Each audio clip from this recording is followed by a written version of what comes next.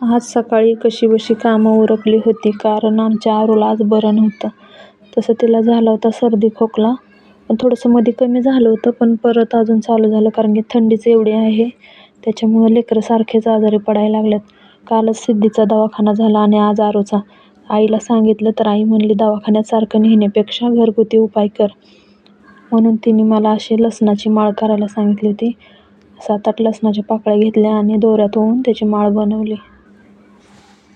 तर म्हणलं सारखं दवाखाना करण्यापेक्षा नाही का करून तरी बघावं. बघा अशी माळ केली. रिद्धी आली होती शाळेतून, तिला थोडा वेळ घेऊन बसली.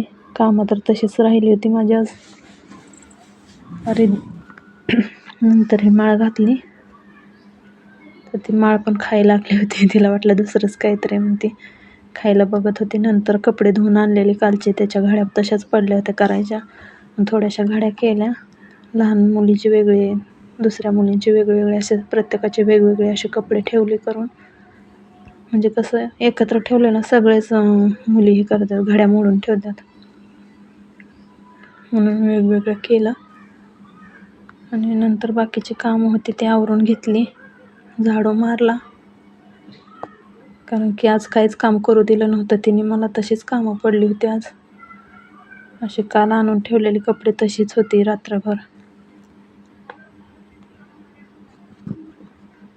कामाला काही वेळ लागत नाही, पण लेकरं आजारी असल्यानं लेकरं काहीच कामं करू देत नाहीत. एवढे कपडे होते काल मला धुवायला. आणि नंतर कपड्यांच्या घड्या करून झाल्या, म्हणलं थोडासा चहा करून प्यावा आणि बाकीच्या कामाला लागावं. नंतर थोडासा चहा ठेवला माझ्यासाठी.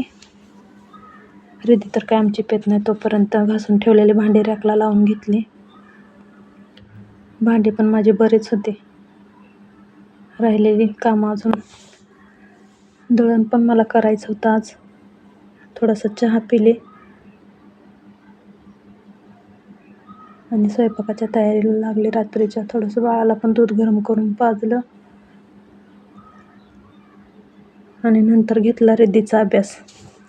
तर रिद्धी बघा अभ्यासाला बसली होती, पण आमची आरू काय तिला अभ्यास करूच देत नव्हती.